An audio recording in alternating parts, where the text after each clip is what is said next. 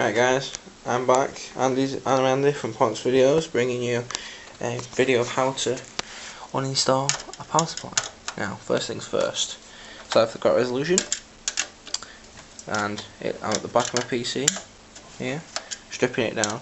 So I'm going to take the power supply out. Now, what you need to do, make sure you have everything disconnected. So you need your 20 plus 4 pin there, unconnected like that, and your 4 pin or 8 pin, 6 pin, depending on your motherboard there, disconnected. Now you need all your other drives, like all your hard drive connectors, disconnected. Now I'll show you what to do there. I've already done it, so I'll just give you a quick view of what to do.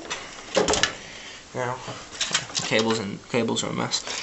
You need that Molex, so see, you need to uninstall. Back for a second, guys. Right, I'm back, guys. Now, so about the lighting, I've got a little light torch off my phone. Now, you need to unplug the connectors. So there's 2 connectors per hard drive. Now that's a SATA connector. So that's a SATA data connector. See if it focuses. Now, SATA data connector. And find a SATA power connector for you. The SATA power connector there. It's a 9 pin power and a 7 pin data connection. You just got to remove them, as well as your main power connector, like 24 pin, 4 pin, and then your graphics card connectors, as I showed you in my graphics card uninstall build video thing. Now I'm going to take out my power supply. Now what you need to do for this is take out 4 screws, which I'm going to do now for you. So I'll be back in a second when I've got the screws undone. Right guys, I've got the 4 screws out, as you can tell. Now, best thing to do here is push your power supply, so it's then not actually, so you can get your finger behind the back of your case, all the way around pretty much. So that means it's not connected anymore. Then, in my case, I've got a fan here. See if you can see that better with the light. My fan there, so but I should be able to get it out. If not, then we'll have to do something about it. But best thing to do really is pull on your wires, unless you've got a modular power supply, then you can't. Then just get your hands behind it and pull it out like that. Now this is just a little generic power supply that needs cleaning a bit and a few holes drilled into it. And it's got a blue fan on top. So I'll be back in a second once I've moved my wires from the back of my PC to pull it out. So back in a sec, guys. Now guys, this is my power supply. It's just some generic, I've got a name but I can't actually physically give you the name. I'll put it in the description. Copyright reasons. So now you've got to push out my 24 pin there. 24 pin power, just not the screwdriver. This is my 24 pin power out. I've got my Molex connectors, all my power supply connectors, some Molex connectors out. Sorry about that if you saw my little crappy phone. there. Now, some Molex connectors off. So let's pull everything else out. Now, I did take pretty much everything out before. So let's just try and pull my little 4 pin out. Now I can't pull the 4 pin out simply because it's behind my motherboard. So what I'm going to have to do is take out my motherboard, take my motherboard off, and then pull my power supply 4 pin out through the gap. The gap's too tight. So how I did it, I put the wire through. When I was building it, put the wire through, then put the motherboard in on top. So it was quite a snug fit. Now, what I have to do is I'm going to have to take the 2 fans out, take the top of my case off, and then take the motherboard out, take the power, and then pull the power out, and then get that off safely. So I'll do that now, guys, and I'll bring you back later.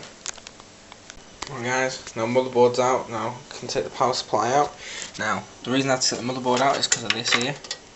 It's a dual 4 pin, or 4 pin plus 4, depending on what you want to call it, because I have it routed from the power supply up here. It's usually routed behind the motherboard back plate here, up along through this gap around the motherboard and into the motherboard. But because I've done that, I've got to get the motherboard out and then push it through the gap here. It's been a pain in the ass now. Push it through the gap there, like that, so it'll get in, and then pull it through. There we go, that's out now. Do the same with this fan. There we go. So I can pull the power out, power there. Stop being a douche. And all these power wires are out.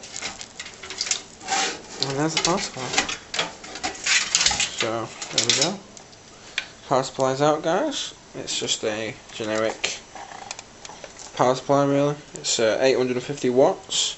Due to the fact I've got a load of crap running. I've got so many fans. I know fans don't use that much wattage. It's like 14 watts per fan at most, depending on the fan. That's going to be cleaned out. That's going to be cleaned out. But I'm running a 210 watt graphics card, a 95 watt processor.